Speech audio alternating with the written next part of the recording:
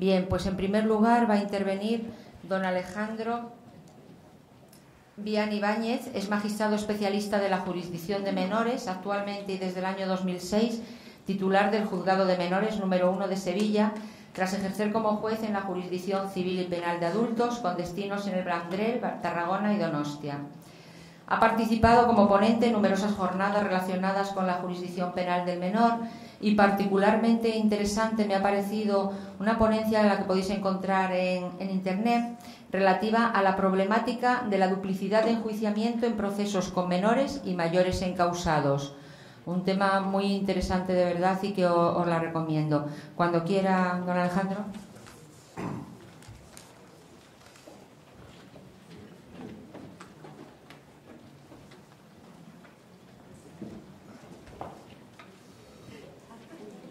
Bueno, pues buenos días a todos y en primer lugar pues agradecer a la organización de este congreso tan interesante el que haya contado conmigo para exponer una serie de cuestiones sobre qué hacemos en la jurisdicción de menores en los casos de violencia de género entre adolescentes.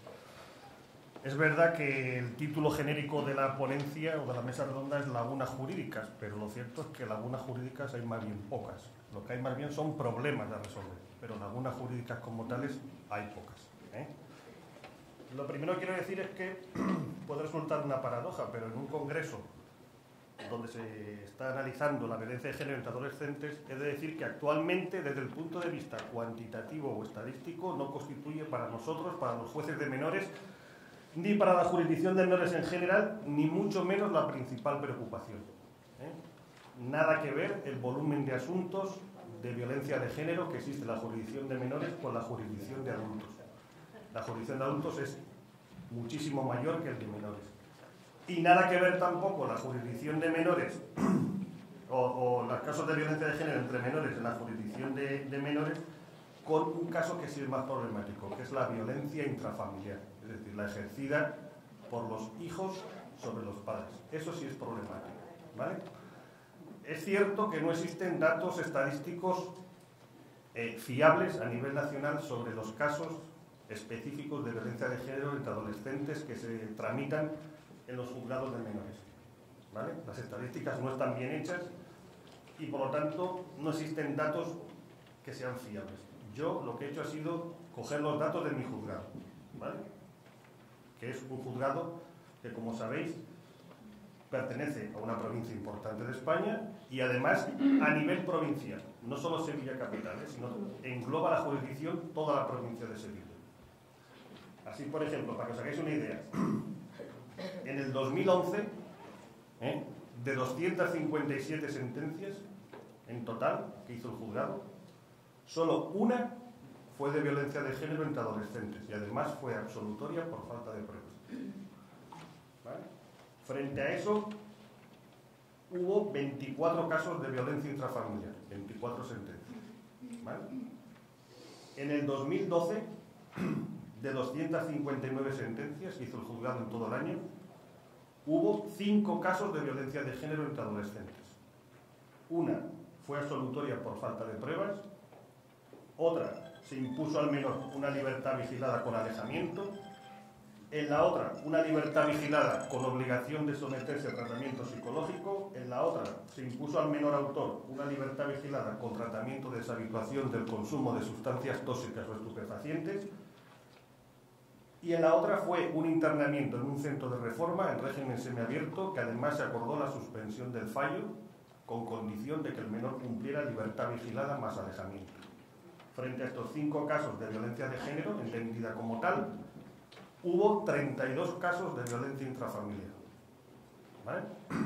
Si nos vamos al 2013, de un total de 241 sentencias, 5 casos también fueron de violencia de género. Solo 5.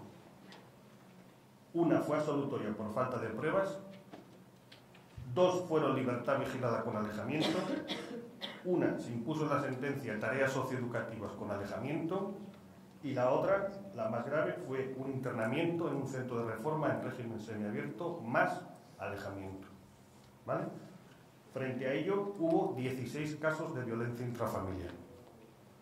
Y por último, en el 2014, los datos que refleja el juzgado, que como digo son perfectamente extrapolables a cualquier juzgado de una provincia similar a la de Sevilla. Si vamos a otras provincias de menor población, los datos todavía son menores. En el 2014, de 215 sentencias que lleva el juzgado, solo ha habido 3 casos de violencia de género. 1, absolutorio por falta de pruebas, y 2, libertad vigilada con tratamiento psicológico para el menor autor más alejamiento de la víctima. Frente a ello, llevamos ya en el 2014 26 casos de violencia intrafamiliar. ¿Vale? Luego también me he molestado en ver si alguno de estos menores que había sido condenado por un caso de violencia de género en la jurisdicción de menores es reincidente o no es reincidente. Se ha vuelto a cometer un hecho de violencia de género. Y he comprobado que tan solo hay un caso. Según los datos del Decanato de Sevilla, tan solo existe un caso de reincidencia. Fue condenado en la jurisdicción de menores y también fue condenado posteriormente, ya como mayor de edad, en la jurisdicción de adultos. ¿Vale? Los demás casos, en principio, hemos de presuponer con optimismo que no han vuelto a cometer un hecho delictivo, al menos relacionado con la violencia de género. Claro, con estos datos lo que nos planteamos es si estamos haciendo las cosas muy bien. Porque si no hay casos de violencia de género entre adolescentes, ¿para qué estamos aquí? Si los casos son ridículos, ¿qué estamos haciendo aquí? ¿Se está trabajando bien en políticas de prevención de igualdad de género?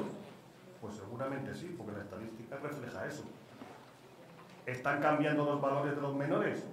Parece ser que no, por lo que dice la prensa, pero sin embargo lo cierto es que los casos son muy aislados, contados y a efectos cuantitativos siempre son, como he dicho, ridículos.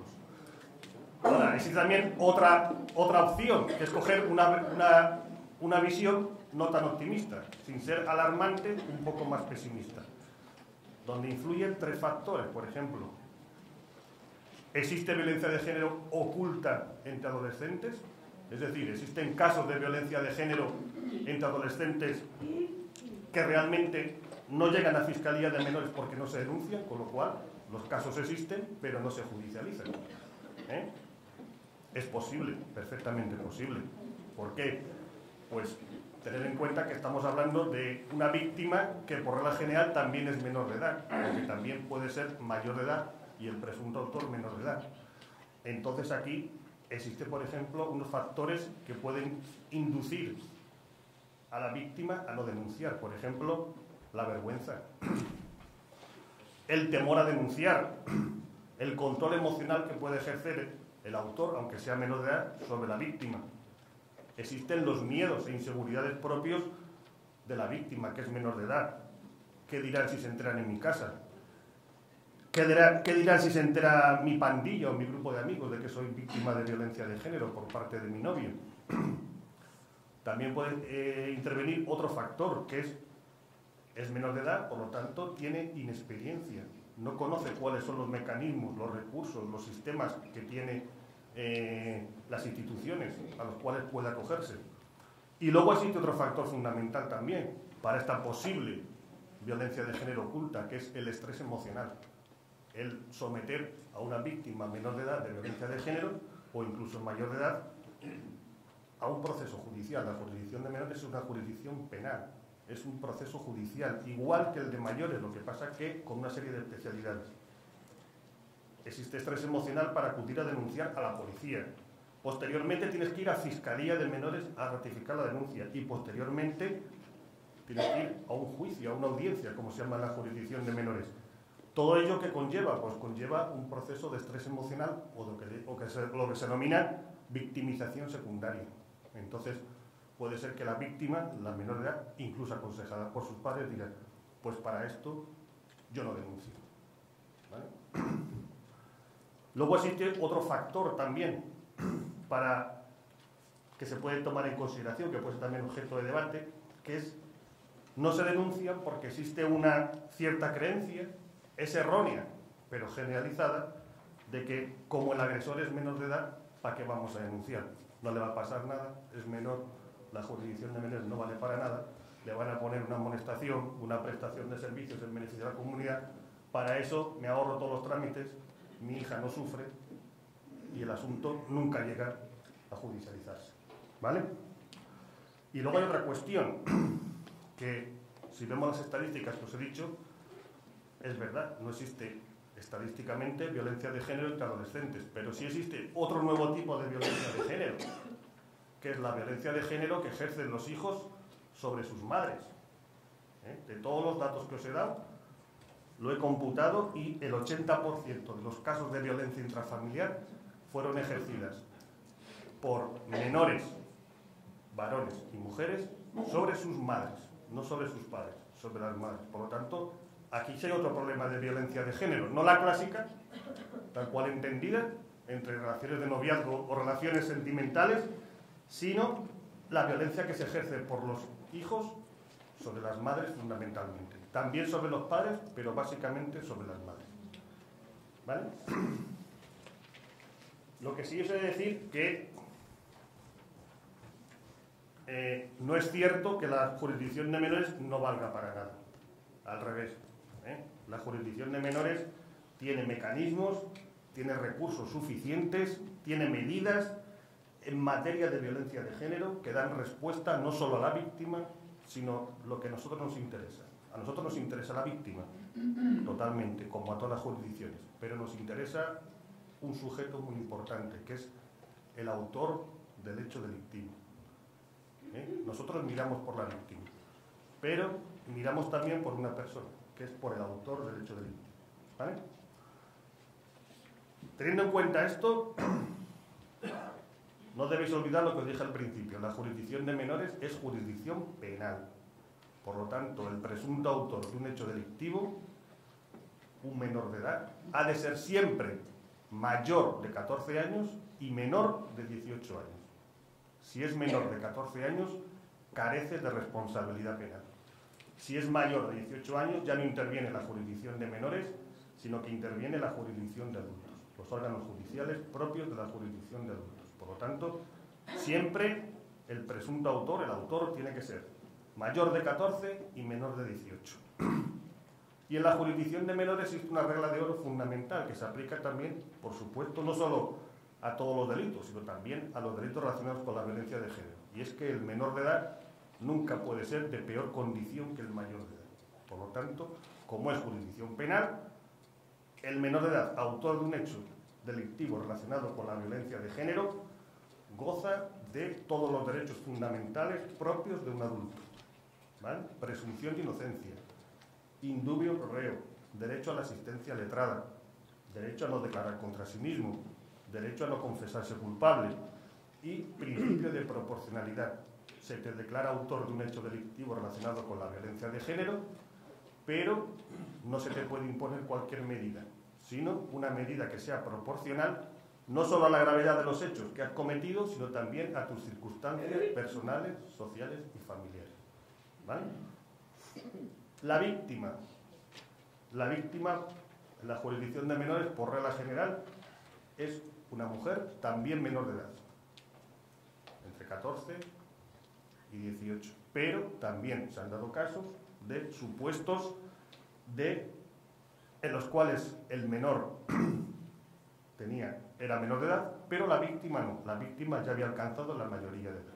Por ejemplo, 17 presunto autor, 19 la víctima, 17, 18.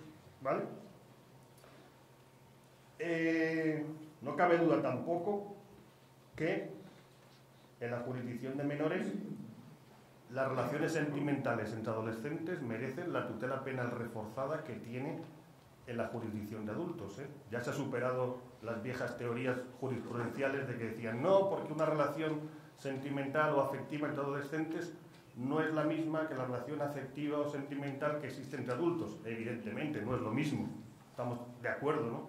No existe esa nota de consistencia, estabilidad, no existe convivencia en el mismo domicilio. Por regla general, el menor autor o presunto autor de un hecho delictivo relacionado con la violencia de género vive con sus padres y la víctima vive con los suyos, ¿no?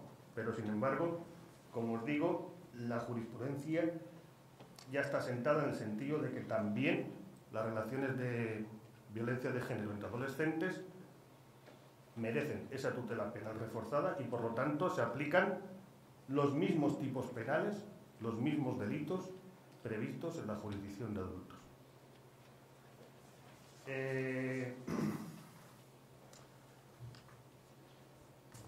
Especialidades que tiene la jurisdicción de menores. En la jurisdicción de menores la instrucción corresponde al Ministerio Fiscal, ¿vale? No es el juez de instrucción quien instruye, como sucede en la jurisdicción de adultos, sino que la instrucción la lleva a cabo el Ministerio Fiscal. Interviene el juez de menores con triple función. Es juez de garantías durante la fase de instrucción, ¿vale? Es juez sentenciador y además es juez de vigilancia penitenciaria. Juez sentenciador porque va a ser él la persona que va a elaborar, va a dictar sentencia en definitiva, y también es juez de vigilancia penitenciaria en el sentido de que va a ser el juez de menores que ha dictado la sentencia quien se va a encargar de controlar la ejecución de la medida que se le ha impuesto a un menor ya declarado responsable de un delito relacionado con la violencia de género, ¿vale? Y luego interviene también, aparte de evidentemente el abogado del menor, interviene también una figura que es el equipo técnico, ¿vale? El equipo técnico que es el encargado de redactar un informe, que suele ser bastante completo, sobre las circunstancias personales, sociales y familiares del menor, ¿vale? Analizando todos sus factores de riesgo y de no de riesgo, y al final proponiendo una medida a imponer al menor en caso de sentencia condenatoria que ellos consideran más adecuada. Pero esta proposición de medida no es vinculante para el juez de menores, es simplemente orientativa. El juez de menores la puede coger o puede adoptar otra cualquiera de las previstas en la ley. Como os dije, la ley del menor tiene recursos suficientes y mecanismos suficientes para actuar contra un menor presunto autor y ya declarado autor por sentencia firme responsable de un delito relacionado con la violencia de género. Existen mecanismos legales para actuar contra un menor presunto autor. Es decir, todavía no existe una sentencia firme, pero sí existe un procedimiento en Fiscalía de Menores donde se denuncia un hecho relacionado con la violencia de género en el cual el presunto autor es menor de edad. ¿Cómo se actúa contra este menor todavía presunto autor? No ha habido juicio, simplemente hay una denuncia, una serie de diligencias de instrucción practicadas en Fiscalía, pero no hay juicio. La ley del menor regula la posibilidad de adoptar medidas cautelares, ¿vale? Medidas cautelares que además son de dos tipos. Pueden ser privativas de libertad de este menor presunto autor de un hecho relacionado con la violencia de género, o bien pueden ser medidas no privativas de libertad, ¿vale? Entre las medidas privativas de libertad está básicamente los internamientos en centros de reforma. El menor presunto autor de un hecho relacionado con la violencia de género se le interna, se le ingresa en un centro de reforma como presunto autor de este hecho a la espera de que se celebre el juicio, ¿vale? Y entre las medidas no privativas de libertad podemos citar básicamente tres. Libertad vigilada cautelar, convivencia en grupo educativo, aunque esta medida se aplica menos de forma cautelar y también se aplica menos en sentencia firme porque se reserva más para los casos de violencia intrafamiliar, y luego se puede acordar como medida cautelar el alejamiento, ¿vale? ¿Cuál es la primera cosa más urgente que necesita la víctima? Separarla radicalmente del presunto autor de los hechos, ¿no? Pues entonces se puede acordar como medida cautelar el alejamiento. Respecto al alejamiento, luego ya cuando exista sentencia firme os haré una breve mención. Por lo tanto, desde el punto de vista de la jurisdicción de menores, incluso antes de que el menor haya sido declarado responsable, existen mecanismos legales suficientes para proteger a la víctima. Si el procedimiento continúa hacia adelante, es decir, si el Ministerio Fiscal sigue instruyendo la causa, el expediente de reforma, que es el término legal exacto, y considera que existen indicios suficientes y el menor debe ser llevado a juicio. En menores no se llama juicio, sino que se llama audiencia, ¿vale? El término propio es audiencia. Entonces se celebra un juicio, ¿vale? La celebración del juicio no tiene especiales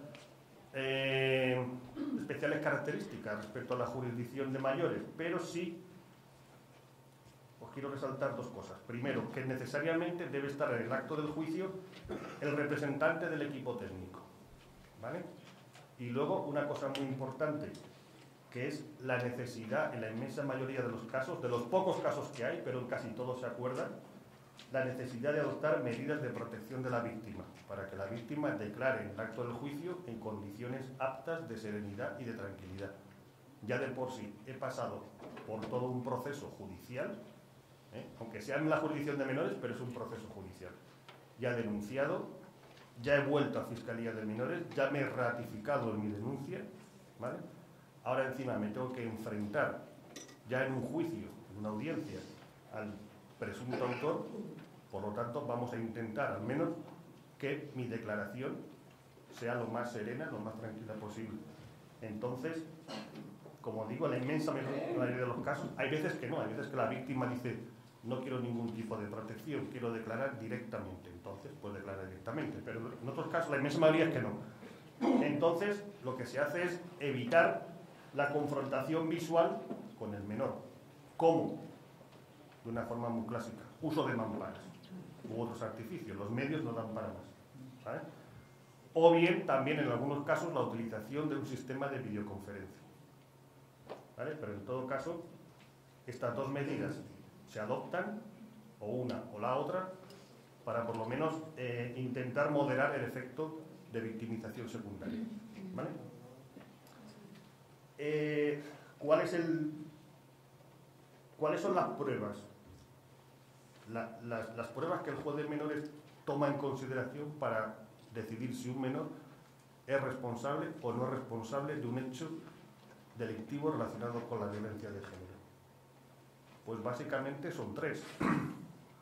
La declaración de la víctima, eso es fundamental. ¿Cómo tiene que ser? Pues tiene que ser, como dice la jurisprudencia, tiene que ser firme, constante, sin dudas, sin contradicciones, sin ambigüedades, que mantenga un relato uniforme en sus aspectos esenciales. No tiene que recordar dato por dato, pero sí en sus aspectos esenciales durante toda la tramitación del procedimiento. Sin retractaciones, es decir, no puede declarar en la denuncia una cosa, en fiscalía otra y en el juicio otra. Tiene que haber una declaración firme, un relato uniforme, coherente, ¿vale? Otra prueba que se tiene en cuenta son las pruebas médicas, que por regla general no existen, pero en algunos casos, al menos o posiblemente en el último episodio de la violencia de género, sí existen pruebas médicas. Las pruebas médicas, o bien el parte médico de urgencias, la menor ha acudido a un centro médico, ¿vale? Y el posterior informe forense de sanidad, ¿vale? Lo normal, en los pocos casos de violencia de género, es que no existan estas pruebas médicas, porque, aunque se denuncian que me ha agredido en numerosas ocasiones, al menos en la jurisdicción de menores, casi nunca, o muy pocas veces, existen partes médicos. A lo sumo, el parte médico del último hecho denunciado, no de los anteriores, ¿vale? Y luego las testificales. Y aquí existe un problema,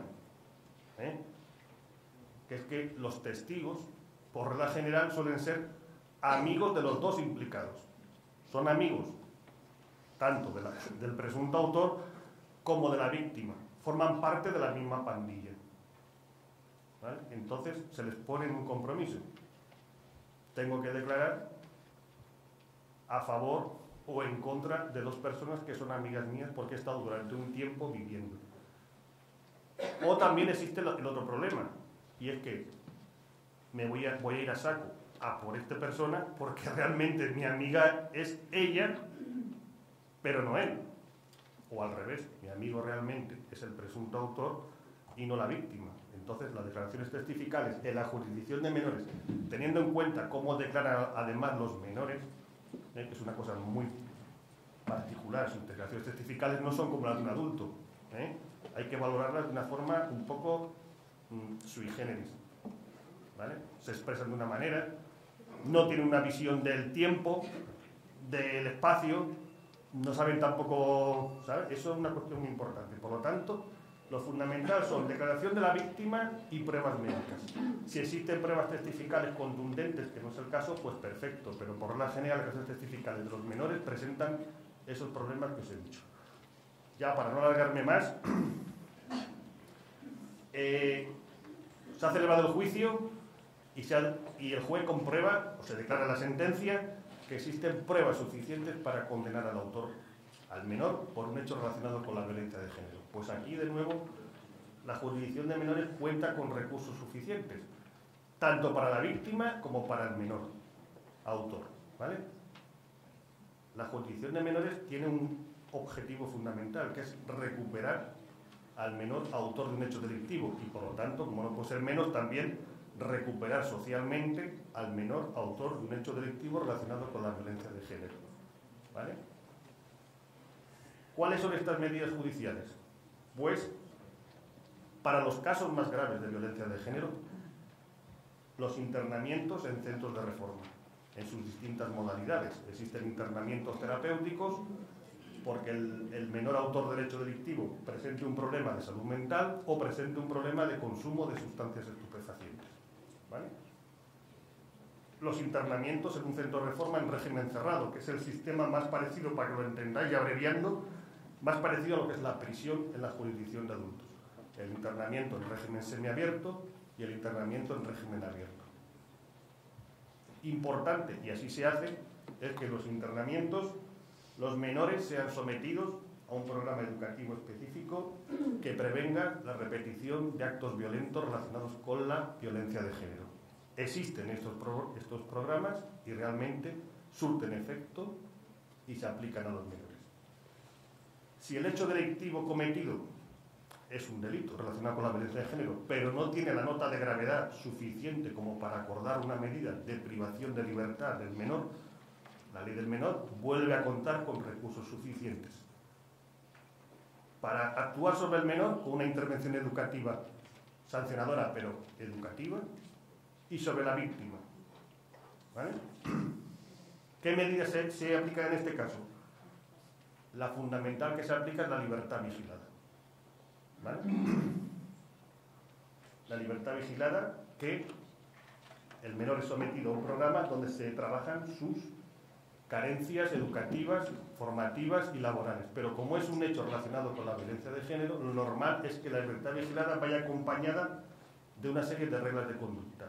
La obligación del menor de acudir a programas específicos relacionados con la violencia de género, programas de educación sexual, programas de fomento de la igualdad o programas de reflexión sobre los factores que inciden o han incidido en la discriminación de género que ha ejercido, ¿vale?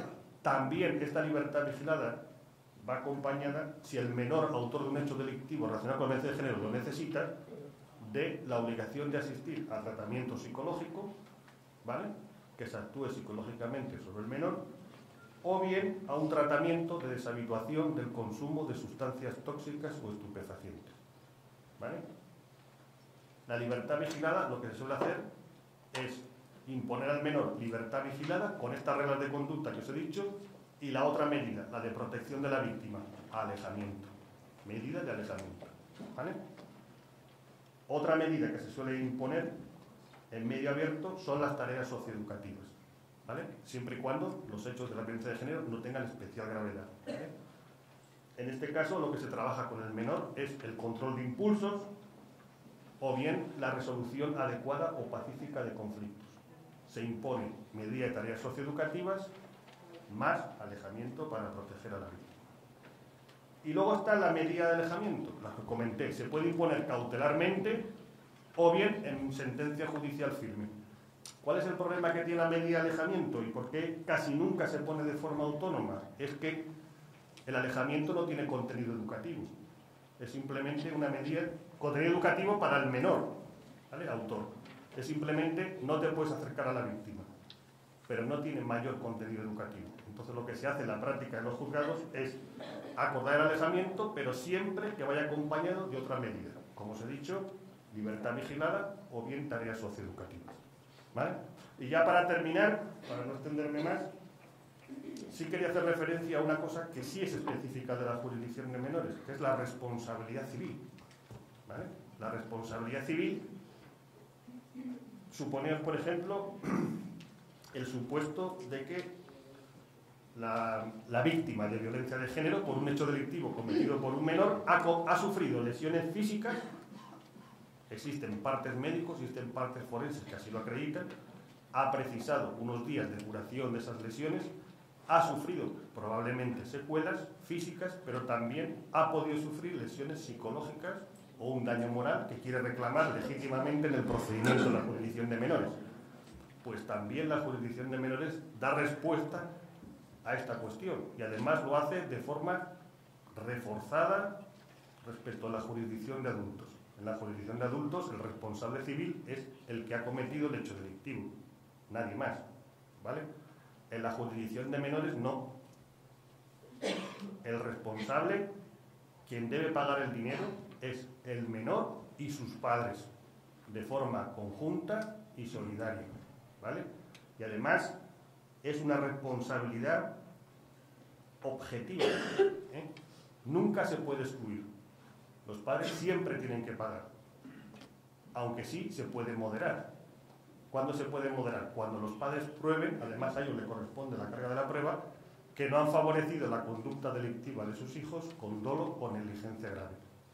La prueba, en la mayor parte de los casos, es imposible, ¿eh? Entonces el resultado final es que terminan respondiendo de forma conjunta y solidaria el menor y sus padres, ¿vale? Y hasta aquí más o menos la exposición que voy a decir.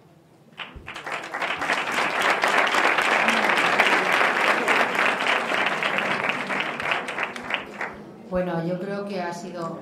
Esto también funciona, ¿no? Sí. Que ha sido una exposición magnífica. Quiero pedirte perdón en primer lugar por el teléfono, que es imperdonable, va. Pero, me ha parecido muy importante y además hay tres cosas en las que antes de empezar el debate, a ver qué os parece a vosotros, ¿no? Ha empezado diciendo que las denuncias, hay muy pocas denuncias de violencia de género entre adolescentes, pero luego ha aclarado unas cosas que pudiera ser la causa de esa disminución de las denuncias y ha aclarado muy bien que no hay impunidad para el menor, sí que existen mecanismos para proteger a la víctima. Una cosa que me parece muy importante, que dentro de la jurisdicción del menor está por encima además de la de adultos. Si se le impone una medida, además va acompañado de un tratamiento educativo, que eso no ocurre y estamos ahora ya pensando que en adultos el agresor, el tratamiento... En el menor sí existe eso y es muy importante. Entonces, creo que es todo lo que ha dicho y además las medidas civiles. O sea, yo creo que son tres cosas que ha dejado muy claras, que rompen algunos mitos, que por eso se llaman lagunas jurídicas. No existen esas lagunas jurídicas, a lo mejor hay un poco de desconocimiento, un poco de... no sé qué os parece a vosotros. Si os parece, tenéis alguna pregunta, se la hacemos a él y luego ya pasamos al siguiente ponente, ¿vale?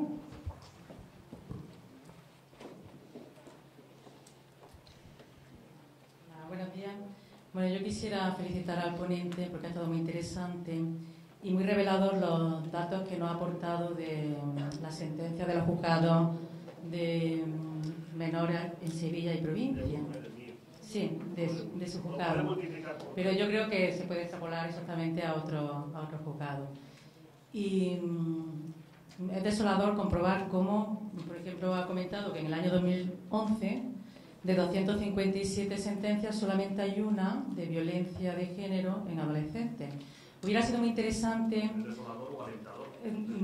Bueno, yo creo que hubiera sido muy interesante saber en ese mismo año, en ese juzgado, en el juzgado de adultos, pues cuál era el número de sentencias de esa provincia o de ese juzgado de adultos y el número de condenas por violencia de género de adultos.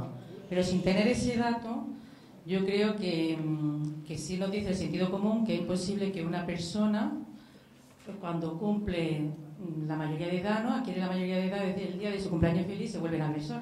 Eso no es posible.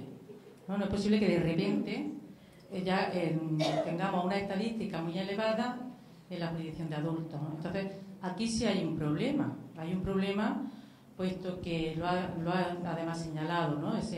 Puede ser, yo creo que sobre todo falta de información, que se desconoce por parte de los menores que están siendo víctimas de violencia. Creo también que es muy importante adaptar pues, las normas que tenemos a la forma de comunicarse de los menores, porque el mero hecho de controlar el móvil, su movimiento, es un delito de coacciones.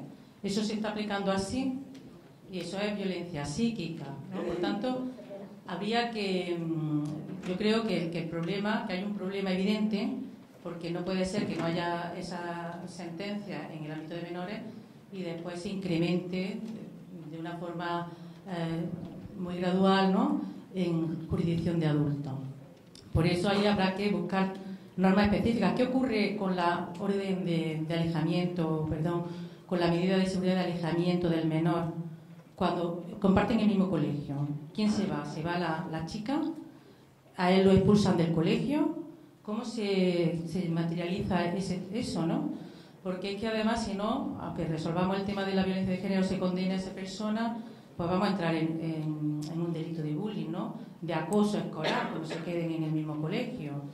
Esto yo creo que hay que, pues evidentemente requiere mucho debate, ver cuáles tienen que ser las medidas específicas que habrá que aplicarle a los menores, y simplemente también señalar que me ha parecido interesantísimo que se detecte que existe lo que es las agresiones de hijos hacia madres, donde se revela que también la ley de violencia de género actual se ha quedado corta, ¿no? No incluye todos los casos o no protege a todas las mujeres, puesto que es necesario, como bien ha señalado, esa relación de pareja o expareja. Por tanto, también puede ser el momento de reflexionar. Habrá que ampliar a las víctimas de protección en la ley de violencia de género. Vale, muchas gracias. Vale, como son muchas cosas, a ver si me acuerdo de todas. La primera, el número tan desproporcionado de asuntos de violencia de género que se ve en mi juzgado con respecto a los que hay en la jurisdicción de adultos, que son numerosísimos. Yo no podría, que hubiera necesitado un mes para preparar cuántos casos de violencia de género ha habido, cuántos ha terminado con sentencia absolutoria, cuántos con sentencia condenatoria o cuántos se han quedado en el camino, con sobreseimientos provisionales, sobreseimientos archivos definitivos, es imposible saberlo. Hay una cuestión primera, y es que la jurisdicción de menores solo coge una franja de edad muy concreta. Eso para empezar, coge de, como dije, más de 14, menos de 18 en el autor, ¿vale? En la víctima no. Lo normal es que un menor esté con otra menor o con una mayor próxima a su edad, aunque sea mayor de edad. Mientras que la jurisdicción de adultos, claro, es que coge de 18 años hasta que se muere. Entonces, claro, no es que automáticamente a los 18 uno cambie el chip, lo puede cambiar a los 25, a los 30, a los 60, tampoco creo que sea un problema de cambiar el chip, sino más bien un proceso que se desarrollará durante unos años, ¿vale?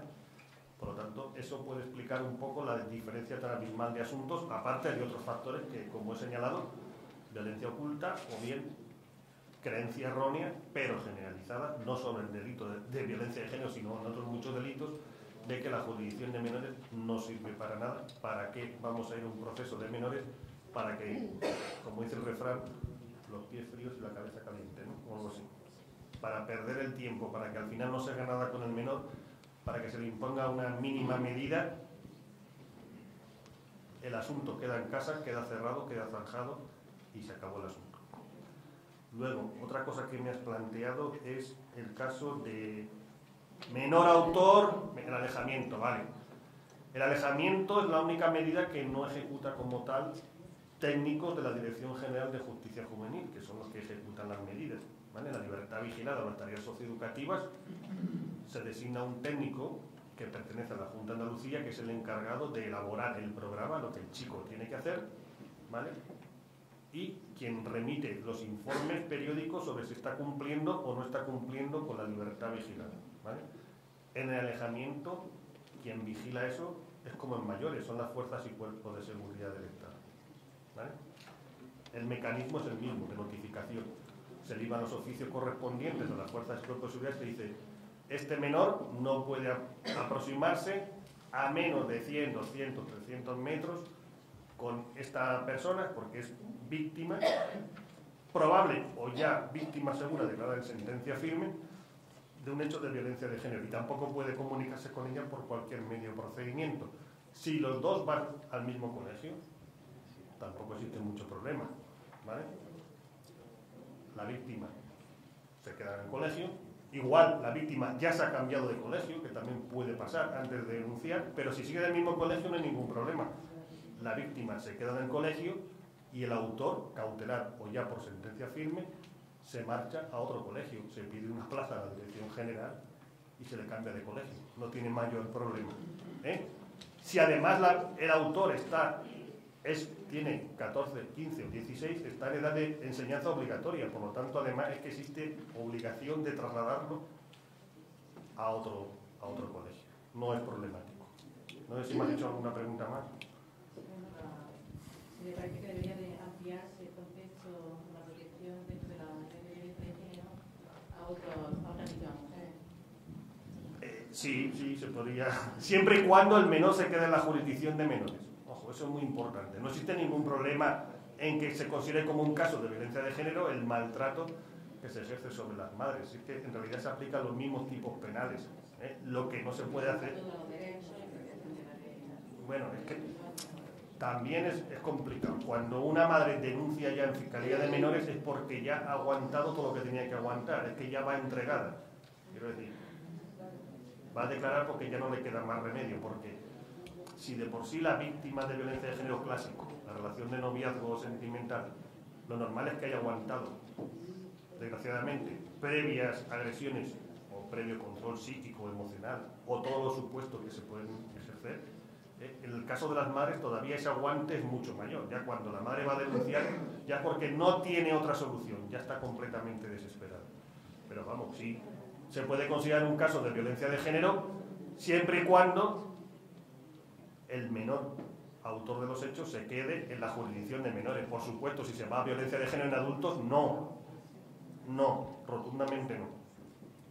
¿Vale? Si no cambia de jurisdicción, se puede considerar violencia de género. Ahora, si eso supone que ese menor de edad, mayor de 14 años, 18, tiene que irse a los juzgados de violencia de género especializados, rotundamente no. Vamos, sin discusión. Podemos discutir de lo que quieran, de rebajar la pena, de ampliarla, pero de sacarlo no.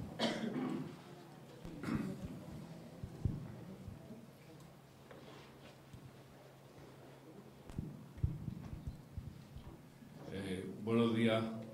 Yo quisiera darle las gracias por su disposición a venir aquí a que le preguntemos todas las dudas que tenemos, que no son pocas. Yo soy Policía Nacional, mi nombre es Miguel Guerrero. Creo que la ley, según se habló ayer, pues está resultando un tanto un fracaso.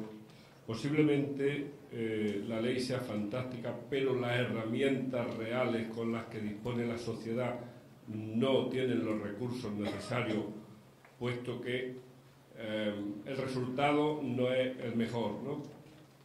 Tal y como usted dice, las víctimas menores tienen todo un calvario hasta que llegan al juzgado, hasta que llegan a su protección, ¿no? Se sienten indefensos, hay grupos sociales marginales con los que no pueden, los amigos, el liderazgo, incluso socialmente se reconoce que el menor de edad que va a fiscalía pero que luego sale, que no le pasa nada, es un líder, cosa que no es cierta, pero ellos lo entienden así.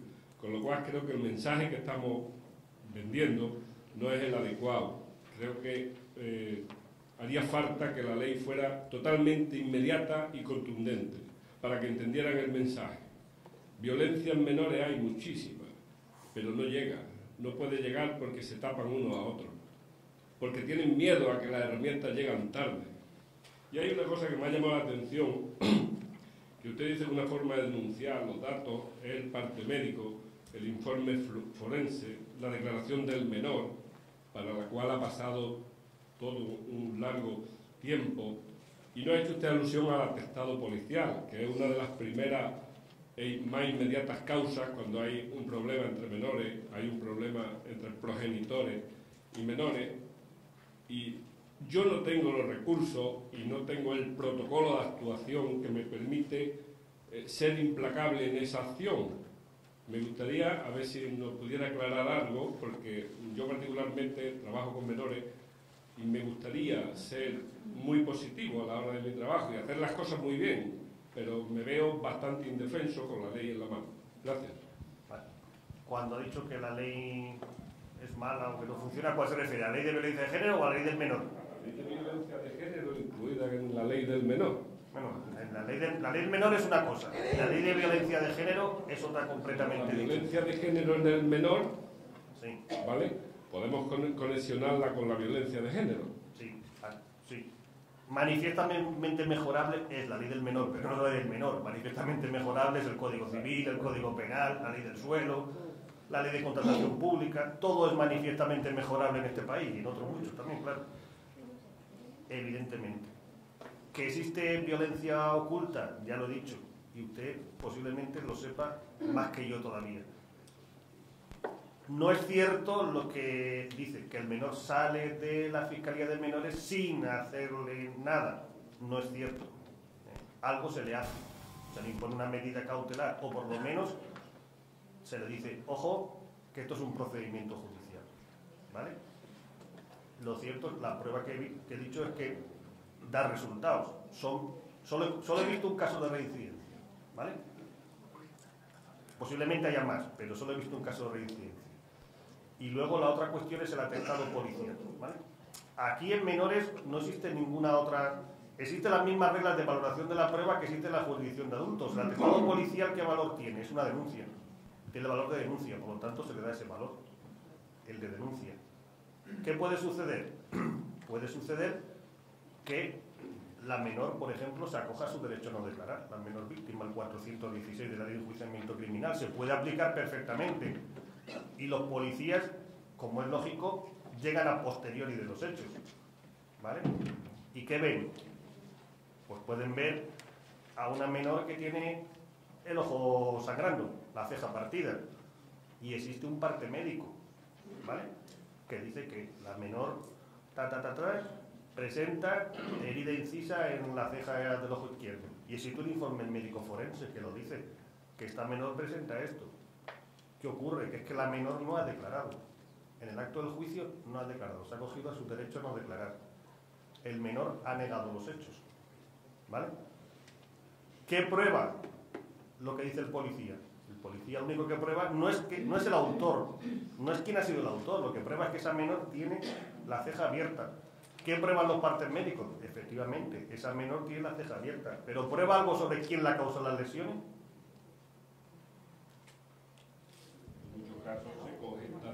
En muchos casos sí lo hay más, claro, es que hay que valorar todas las pruebas en su conjunto, pero el atestado tiene valor de denuncia y las declaraciones de los policías, por regla general, son declaraciones testificales de referencia, y cuando existe un testigo directo, las declaraciones testificales de referencia, a falta de otras pruebas, no sirven, pero no sirven en menores ni sirven en mayores.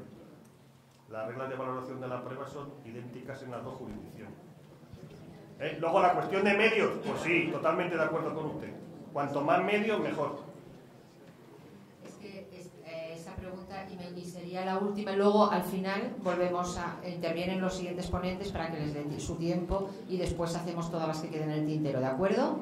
Empezamos por por vosotros, los que os habéis quedado. En relación con la pregunta primera, con la intervención primera, a mí me interesa especialmente dada la ambigüedad del concepto adolescente, lo mismo que el concepto joven, que desde el punto de vista jurídico pues no procede, porque o se tiene menos de 18 o se tiene más de 18, el enfoque de los acontecimientos primero y de las consecuencias después es absolutamente distinto.